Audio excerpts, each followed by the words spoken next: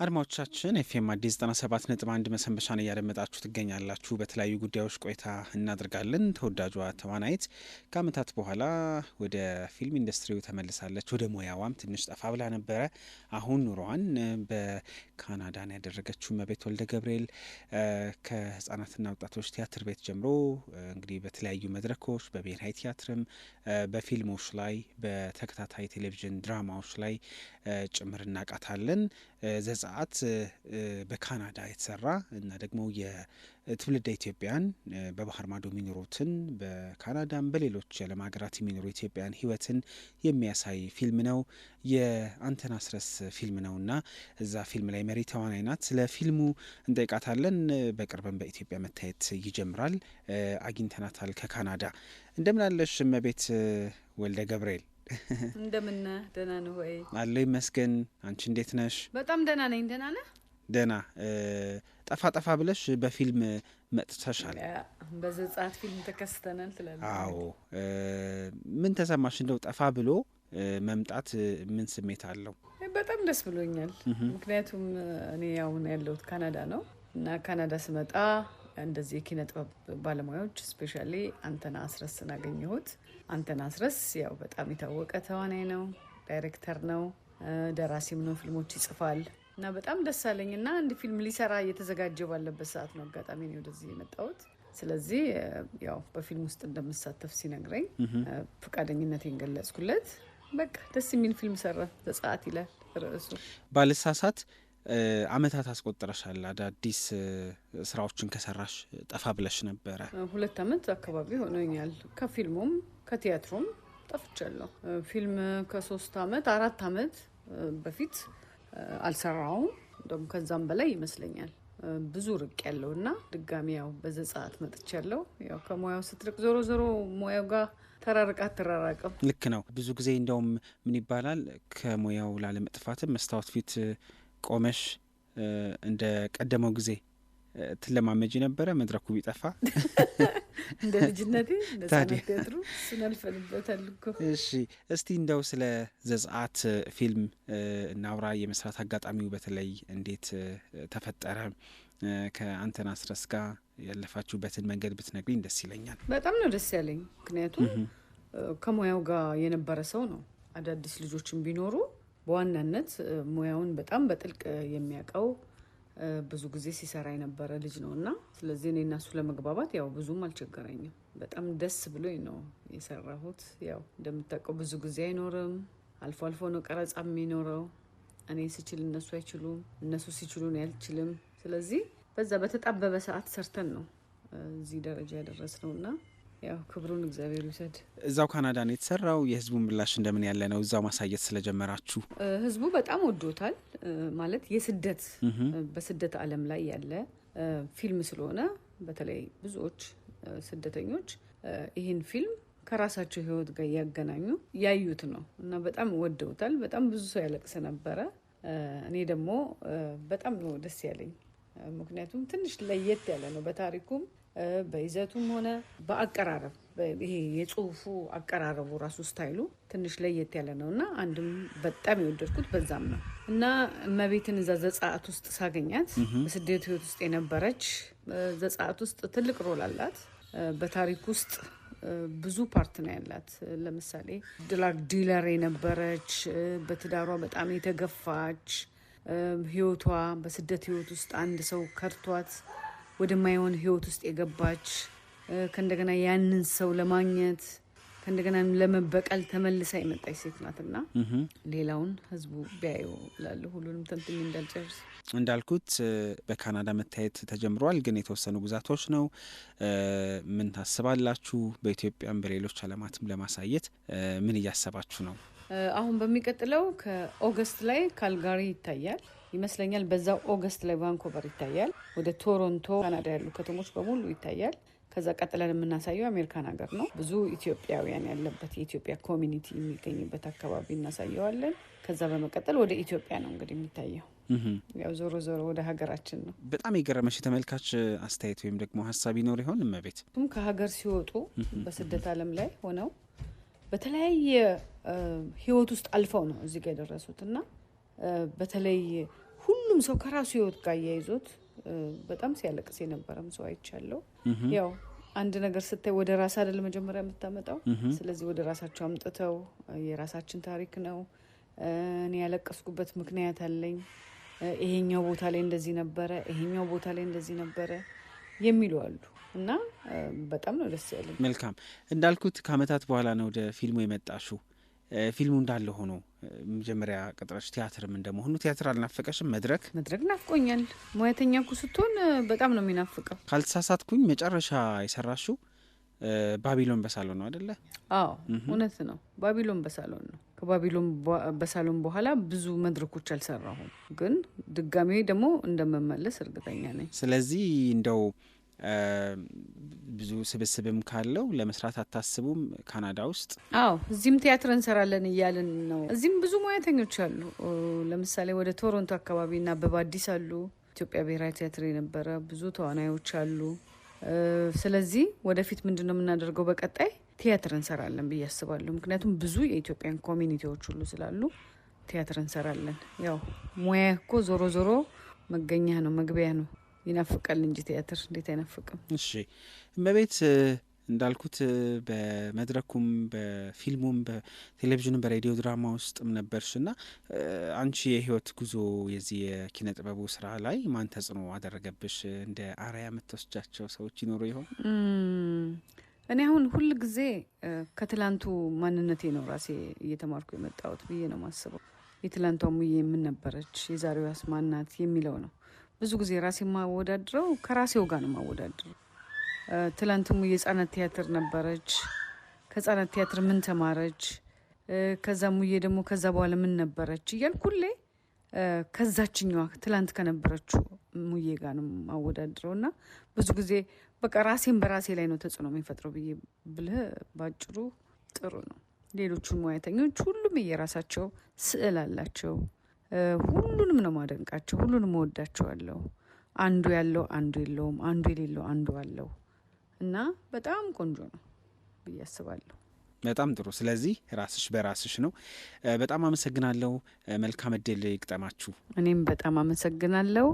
አንተንም አመሰግናለሁ። ከኢትዮጵያ ድረስ ደውለ ስለጠየከኝ ስላስታወስከኝ እጅግ በጣም አድርጌ አመሰግናለሁ።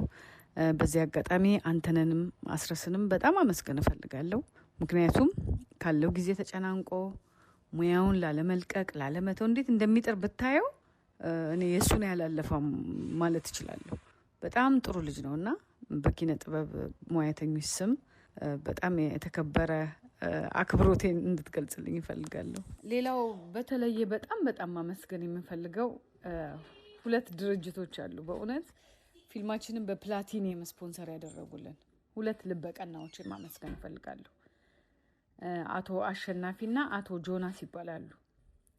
አቶ አሸናፊ በካናዳ በዚህ በካልጋሪ በጣም ግዙፍ የሆነ ስቶርና ወፍጮ ቤት ባለቤት ናቸው። በስማቸው ማሹ ምጣድን ያመርታሉም ያከፋፍላሉ። አይገርምህም? ከሀገር ውጭ ወፍጮ ቤት በተለይ ለኢትዮጵያውያንና ኤርትራውያን ትልቅ እፎይታ ይመስለኛል ይሄ ወፍጮ ቤት። እናም አሹ ሱፐር ስቶርን ላመሰግን እወዳለሁ ማለት ነው። አቶ አሸናፊ የአሹ ሱፐር ስቶር ባለቤት ናቸው። ሌላኛው ደግሞ አቶ ጆናስ ናቸው። በዚሁ በሀገረ ካናዳ በካልጋሪ ከተማና በቅርቡም ደግሞ በኤድመንተን ይከፍታሉ። ትልቅ የድራይቪንግ ስኩል አላቸው። ጆን ድራይቪንግ ስኩል ማለት ነው። ድራይቪንግ ስልህ ይሄ ዝም ብሎ ትንንሽ መኪናዎች እንዳይመስልህ፣ በጣም ትልልቅ ትራኮች በእውነት የዛ ማሰልጠኛ አላቸው እና ሁሉንም ዜጋ ደግሞ በአንድነት ግር ብለው የሚመርጡት ቦታ ነው እና በጣም በእውነት እኔ በጣም ተደስቻለሁ። ስልህ በቃ አንድ ስልክ ደውልላቸው እንደኛ በጣም እንደግፋችኋለን ምናምን ብለው አስበው እንግዲህ የፕላቲኒየም ስፖንሰር ሲሆኑና እነሱን ሳላመሰገን ባልፍ በጣም ቅር ይለኛል ብዬ ነው። መልካም አድማጮቻችን፣ እንቀጥላለን። እዚሁ ፊልሙ ላይ ቆይታ እናድርግና የፊልሙ ደራሲና ዳይሬክተር አንተነህ አስረስ ጋር ደግሞ ቆይታ እናደርጋለን። በፊልሙ ላይ ተውኗልም፣ ደራሲም ዳይሬክተርም ነው። እሱም ስለ ፊልሙ ይነግረናል። እንደምን አለህ አንተነህ? እግዚአብሔር ይመስገን። ሰለሞን እንዴት ናችሁ? ሰላም ናችሁ ወይ? አለን ይመስገን። እንኳን ደስ አለህ ማለት እወዳለሁ። ከድካም በኋላ ስለሆነ የተገናኘ ነው። ደስታውም ድካሙም እንዴት ነበር? እስቲ ንገረን። እንኳን አብሮ ደስ አለን። ሳሌ ያው እኔ ድካም አልለውም። ያው የምትወደውን ነገር ስትሰራ እኮ ድካም አይደለም። እዚህ ሀገር እንደዚህ አይነቱን በስንት ጊዜ የምታገኘውን ስራ ስትሰራ እንደውም እረፍት ነው። ሌላው ነው ድካም። እና በስንት ጊዜ እንደዚህ ብልጭ የምትል ነገር ስትገኝ ደግሞ እሷ እንደውም እረፍት ናት እኮ። ሌላው ድካም ነው። ግን አመሰግናለሁ ሰሌ። አንተን አስረስ እንግዲህ እዚህ ፊልም ላይ ደራሲም ዳይሬክተር ትወናም ላይ ጭምር አለ። ስለ ስራዎች ጥቂት ብትነግረን እስኪ። ከዚህ ቀደምም የሰራሃቸው ፊልሞች እንዳሉ ሰምቻለሁ እና ስለ ራስህም ስለ ስራዎች ጥቂት ብናወራ። አንድ ስንት ፊልም ሆነ በቃ ከ10 በላይ ፊልሞች ሰርቻለሁ። የመጀመሪያ ስራዬ አልቦ የሚል ፊልም ነው። ከሆሊላንድ እንደተመረቅን አካባቢ የሰራነው ስራ ነው። ሄኖክ አየለ ዳይሬክት ያደረገው ነው። ከዛም በኋላ አሉ ትዝታ፣ ጁሌት፣ ዲፕሎማት እያለ ከ10 በላይ ፊልሞች ሰርቻለሁ። እንደዛ ነኝ። በቃ ከሀገር እስከወጣ በነበረው ጊዜ ድረስ እንደዛ በፊልሙ ስራ ላይ ሰማርቼ የነበርኩ ነኝ። በቃ እኔ እንደዛ ነኝ። መልካም። ዘጸአት ፊልም በካናዳ እንደው እንዴት ተሰራ? መነሻ ምን ነበረ? በምትኖርበት ሀገር ውስጥ ፊልም መስራት አስቸጋሪ ይመስለኛል፣ የሰው ሀገር የሰውም ስለሆነ እና ስለ መነሻህ ጥቂት ብናወራ። ዘጸአትን ለመስራት ምክንያት ሆነኝ እንግዲህ እዚህ ብዙ ጊዜ ነው የምንላለው እያንዳንዳችን ውስጥ በተለይ እዚህ ስደተኛው ውስጥ አንድ 3-4 ፊልም አለ ላለው በተለያየ መንገድ ነው ወደዚህ ወደ ካናዳ የመጣው ሰው። እንደኛ ቀጥታ ከአዲስ አበባ የመጣ አለ፣ ከእንደገና በኬንያ አድርጎ ምናምን የመጣ አለ፣ ኢቭን ከአረብ አገር የመጡ አሉ፣ ከእንደገና በሊቢያ በኩል ወጥተው የሆነ ሀገር ሆነው እንደዚህ ብቻ 1-4-5 ሀገር ረግጠው የመጡ ሰዎች አሉ። እና ምንድነው ሁሉም ውስጥ የሚነገር ታሪክ አለው፣ ፊልም አለው። እና የመጣው ጊዜ በጣም እሰማ ነበር። እና ምንድነው የተረዳሁት ነገር ሁሉም ያመጣጡ ውጤት ነው። ብዙ ጊዜ እንደው ብዙ ሰው ያልተናገረው ታሪክ ውስጡ አለ ብዬ አስባለሁ። እና እነዚህ ታሪኮች ተቀጣጥለው ነው ዘጸአትን የሰሩት። አሁን ለምሳሌ በኬንያ የተለያየ ሀገር ረግጠው የመጡት በጣም ሶሼብል ሲሆኑ ታያቸዋለህ። እዚህ ሰውን ለመርዳት በጣም ሲጥሩ፣ ምክንያቱም በተለያየ እርዳታ ውስጥ እዚህ ስለደረሱ። አንዳንዱ በጣም ትልቅ ነገር ኤክስፔክት አድርጎ መጥቶ እዚህ የጠበቀው ነገር ምንም ሳይሆን ቀርቶ ሌላ ትራውማ ውስጥ ሆኖ ታገኘዋለህ። በተለይ ደግሞ ዘጸአት ቤዝድ የሆነው ለምሳሌ በሀገር ቤት በተለያየ ፕሮፌሽን ውስጥ ትኖርና ረጅም ዓመት በትምህርት ጊዜን ታጠፋና ከዛ በኋላ ደግሞ እዚህ መተህ በተማርከው ነገር ሳይሆን በሌላ ነገር ስትሰራ ከፕሮፌሽኑ ውጭ ስትሆን ያለውን በቃ የመንፈስ ግጭት ምናምን ከነዚህ ነገሮች ውስጥ ነው ዘጸአት የተወለደውና እንደው በአንድ ጭብጥ እንዲህ ጥቅልል የማደርገው ነገር አይደለም። ስትራክቸሩም ትንሽ እንደዛ ነው። 4 ስቶሪዎች ነው አንድ ላይ የሚሄዱት፣ ራሳቸው የሚገናኙበት መንገድ አለ፣ መጨረሻ ላይም ሪዞልቭ ያደርጋሉ። እንደዛ አይነት ነው። እና በቃ የስደተኛው ህይወት የካናዳን ላይ ፌስ ያደርግ የተፈጠረ ነገር ነው ዘጸአት። እንደዛ ነው ልልህ የምችለው። እሺ፣ በባህር ማዶ እንዳልኩት በተለይ ይህንን ታሪክ አንስቶ ለመስራት ሲታሰብ አብዛኛው ሙያተኛ ኢትዮጵያ ውስጥ ነው ያለው። በጣም ጥቂት ይመስለኛል ባህር ማዶ ያሉትም እና ይሄ ለማሰባሰብ ተዋናዮቹን አጠቃላይ ፊልም ክሩን ለማሰባሰብ አስቸጋሪ ይመስለኛል። እና ምን ነበር ፈታኙ ነገር በዚህ ፊልም ስራ ላይ? አዎ በጣም ፈታኝ ነው እዚህ ፊልም መስራት። በተለይ እኛ የሰራንበት መንገድ ፈታኝ ነበረ። አንዳንዴ ከሀገር ውጭ ፕሮዳክሽን የሚባል ነገር አለ። አሁን እዛ እያለሁ ጊዜ ስለማይመቻቸው ሬርስ የሚያደርጉበት ጊዜ ስለሌለ በቃ እንደዚህ መታ አይነት ነገሮች ይቀርባሉ በፊት እና ያው ይቅር ትላለህ፣ ስለማይመቻቸው ነው ምናምን። እኛ ደግሞ ለመስራት የሞከርነው እንደዛ አይደለም። ፉል ፕሮዳክሽን ይዘን ልክ እንደ አገር ቤት አይነት ፕሮዳክሽን ለመስራት ነው የተንጠራራ ነው የተፍጨረጨር ነው። የሆነ ፐርሰንት ያህል ተሳክቶልናል ብዬ አስባለሁ። ከባዱ ነገር እዚህ ባይ ዘ ዌይ መልካምም ጎን አለው እዚህ ሀገር ፊልም መስራት። አሁን ሀገር ቤት ትልቁ ነገር የበጀት ፕሮብሌም ነው። እና የሰው ጉልበት ሰው ደግሞ እዛ በሽ ነው። እዚህ ደግሞ በጀቱ ሊኖር ይችላል። አሁን ፕሮዳክሽን ኮስት የሚባሉት ነገሮች እዚህ ሀገር በቀላሉ ልታገኛቸው ትችላለህ። ውዱ ነገር ደግሞ ሰው ነው። ፊልም በባህሪው ደግሞ ብቻህን የምትሰራው ነገር አይደለም። ስለዚህ ከባዱ ነገር ሰዎችን የማግኘቱ ነገር ነበር። እኛ ፖስተር ላይ ፕሮዳክሽን ዲዛይነር ብለን የጻፍነው እግዚአብሔርን ነው። እኔ ደግሞ ይህንን ውዱን ነገር አገኘው፣ ሰዎች አገኘው። ሰዎች ብቻ በሞራል ያሉ ሰዎች ሳይሆን የምር መስራት የሚፈልጉ ሰዎች አገኘው። ከዛ ጀመር ነው። ከዛም ባህል ላይ ደግሞ እመቤት ተቀላቀለችን። ያኔ እርግጠኛ ሆንኩ። ጄሪ አለች፣ ሰው ለሰው ላይ ትሰራ የነበረች እና ያገኘኋቸው ልጆች የሚያስደፍሩ ነበሩ። ጊዜያቸውን፣ ጉልበታቸውን፣ ገንዘባቸውን ሰጡኝ። እሱን ነው የምታጣው እዚህ። እንደዚህ አይነት ስጦታ የሚሰጥህ ነው የምታጣውና ደፋር አረጉኝ። ደፈርን። ተሳክቶልናል ብዬ አስባለሁ። ጥሩ ፕሮዳክሽን ነበረን። ፕሮዳክሽኑን የሰራልኝ ልጅ እዚህ ሀገር ሙሉ ዕቃ ይዞ ፊልም እየተማረ ቁጭ ያለ ልጅ ነው በአጋጣሚ እግዚአብሔር የሰጠኝ። የሚገርም ዕቃ አለው፣ ፊልም ይማራል፣ ግን ፕሮዳክሽን እየሰራ አይደለም። እኛ ፕሮዳክሽኑን ይዘን መጣን እና እድለኛም ስለሆንኩም ነው የሰራ ነው እንጂ ብዙ ቻሌንጆች ነበሩት። እንደው እዚህ ፊልም ላይ እመቤት ወልደ ገብርኤልም አንተም ሌሎችም ተውናችኋል።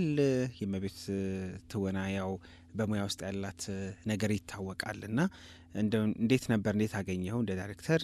ሌሎችም ተሳትፎች ያደረጉ ባለሙያዎች በምን መንገድ አሳለፋችሁ? እንዳልኩህ ነው እመቤትን ሳገኛት እርግጠኛ ሆንኩ ያልኩ ለዛ ነው። እመቤትና ኢየሩስም ከኛ ከተማ የ4 ሰዓት መንገድ ትርቃለች። እሷ ከፕሮዳክሽኑ ጀምሮ አብራ ነበረች፣ ከስክሪፕቱ ጀምሮ። ከዛ እመቤት ደግሞ ስትጨመር፣ እመቤት እንግዲህ ብዙ ዓመት ልምድ ያላት ናት። እንኳንም እመቤት ሆነች ደግሞ የተጨመረችው እንድልም ሆኛለሁ። ለምን አሁን የነበሩኝ ልጆች ብዙዎቹ በጣም ፍላጎቱ ያላቸው በጣም ጎበዞች፣ ግን ደግሞ በፕሮፌሽናል ደረጃ ያልሆኑ ልጆች ናቸው እና እመቤትና ኢየሩስ ጋር የነበረው አሪፍ ነገር ምንድነው? ጋፑን አጠፉት። ቤተሰብ ተሰራ። በቃ እነሱ ሲመጡ ይሄን ረጅም ዓመት ስለሰራው እኔ እንደዚህ መሆን አለብኝ የሚል ነገር አልነበረም እና ቤተሰብ ሆነን የእመቤት ጥቅሙ እሱ ነበር። አክቲንግ ያው እሙን አታማት የእመቤት ፊልሙ ላይ መገኘት ለኛ በጣም በጣም ትልቁ ነገር ነበር። በቃ እና አክቲንጓም የሚገርም ነው። ያው ከእመቤት የምጠብቀው ነው። ጥሩ አርጋ ነው የሰራችው። ጊዜ ወስዳ በደንብ ነው የሰራችው እና ጥሩ ነበረች። ታውታላችሁ ያው ወደዛ መምጣቱ ስለማይቀር ማለት ነው። ፊልሙ በጣም እንደተወደደ ነው የሰማሁት። ካናዳ መታየት ጀምሯል። ወደ ኢትዮጵያም ወደ ሌሎች አካባቢዎችም ለማሳየት ምን እንቅስቃሴ እያደረጋችሁ ነው? አዎ ሀሳቡ ምንድን ነው? ያው ቲፒካል የኢሚግራንት ስቶሪ ነው ያለን ስቶሪ ማለት ነው እና አሁን የምርቃቱ ቀን የነበረው ነገር ምንድን ነው? ይሄ እኮ የኔ ስቶሪ ነው፣ ይሄ እኮ የከሌ ስቶሪ ነው፣ እንደዚህ ሲባል እኮ ሰምቻለሁ እያለ ነው ሰው እንደ ራሱ ስቶሪ ነው ሲያዩ የነበረው እና ይህንን ስቶሪ አሁን ብዙ ጊዜ የአበሻ ቤተሰብ ውስጥ የተፈጠሩ አሉ። ይሄ የካልቸር ግጭቱ ለምሳሌ በአበሻ እናትና አባት ጋር ያድጋል፣ ከነሱ ጋር ይኖራል። የሚማረው ግን ከሌሎች ካልቸር ካላቸው ሰዎች ጋር ነው። በዛ ውስጥ የምናጣቸው ልጆች አሉ። በዛ ውስጥ በጣም ትንሹን ነገር ፍቅር በማጣት ውስጥ የሚጎዱ ልጆች አሉ፣ የሀበሻ ልጆች። ፊልሙ በዛም ላይ ያጠነጥናል እና ሞር እሱም ላይ ደግሞ መስራት እንፈልጋለን እና ምን ልልህ ነው አሉ አሁን ይሄ ለምሳሌ እኔ አሁን ከፊልም ስራ ውጭ አላቅም። ሀገር ቤት እያለሁ እመቤትንም ውሰዳት፣ እዚህ ስትመጣ ሌላ ስራ ነው የምንሰራው። በዛ ባህል አእምሮ ውስጥ የሚፈጠር ነገር ይኖራል። መድረክ ላይ ሲጨበጨብልህ በብዙ ሰዎች ተከበ ምናምን የኖርክ ሰው እዚህ ደግሞ ሌላ ነው ላይፉ እና እንደዛም የፕሮፌሽን ግጭቶች ላይ ያለ ነገር ነው። ብዙ ሰው ራሱን የሚያጣበት ነገር አለ። ብዙ ትራውማ ውስጥ ያሉ ሰዎች አሉ በእንደዚህ አይነት ጉዳይ። ግን ደግሞ ፊልሙ ለዛም መፍትሄ አለው። ይሄንንም ሀሳብ ያነሳል እና መጀመሪያ ላይ የሚመለከታቸው ሰዎች እናሳይ የሚል ነገር ነው እኔ ጋር ያለው ነገር እና ቱር የማድረግ ሀሳብ አለን። ኢትዮጵያዊ ባለበት ውጭ ሁላ ዩኤስ የተወሰኑ ከተማዎች፣ ለንደን፣ ሌላም ቦታዎች ህይወቱ አንድ አይነት ነው። ከሀገር ስትወጣ የዌስተርን ላይፉ አንድ አይነት ነው። ስለዚህ አበሻ ባለበት ቦታ ሁሉ እናሳያለን የሚል ትቢት በለው ምኞት በለው የሆነ ነገር አለን። ከዛ በኋላ ግን ለቤተሰቦቻችን ደግሞ ልናሳይ ሀገር ቤት ይዘነው እንመጣለን። እዛም ፕሮሞተሮችን እያነጋገርን ነው። በደማቅ ሁኔታ እናስመርቀዋለን። እዛም መተን ፌስቲቫሎችም ላይ እንዲሳተፍ እንፈልጋለን። ውጪ እንደተሰራ ፕሮዳክሽን ማለት ነው። እኔ ሀገር ቤት ያለው ብዙ ፕሮዳክሽኖች ይመጣሉ ውጪ የተሰሩ ብዙም ባይባል፣ አሁን እንደውም ጠፍቷል። በፊት ይሰራ ነበር እንደዚህ። ሌላው ቁጭትም አለ። አሁን በተለይ እዚህ ኖርዝ አሜሪካ በፊልሙ የምናውቃቸው በጣም እነሱን አይተን ፊልም ስራ የጀመርን በጣም ዌል ኖን የነበሩ ግን እየሰሩ ያልሆኑ ብዙ አሉና ለእነሱ መነቃቃት ነው። በያሉበት እንሄዳለን የሚልም እንትን አለኝ፣ ምኞት በለው። ካሳካለው ደስ ይለኛል፣ ግን እንሞክራለን። ከዛ በኋላ ሀገር ቤት ይመረቃል። እንደዛ ነው ሳሌ። እሺ አንትዬ በጣም አመሰግናለሁ። እንግዲህ መልካሙን ሁሉ እንዲገጥመህ እመኛለሁኝ። ሌላ ጊዜ ደግሞ እንገናኛለን። ሳሌ እኔም በጣም አመሰግናለሁ። ከረጅም ማይልስ ሆነ ስለ ዘጸአት ይህን ያህል እንድተነፍስ ስላደረግ በጣም ደስ ብሎኛል። በጣም አመሰግናለሁ። እንዳለ የስቱዲዮ ባለሙያዎችን ሁላ አመስግንልኝ። ቴንኪዩ ሳሌ። እሺ በጣም እናመሰግናለን። አድማጮቻችን እንመለሳለን። አብራችሁን ነው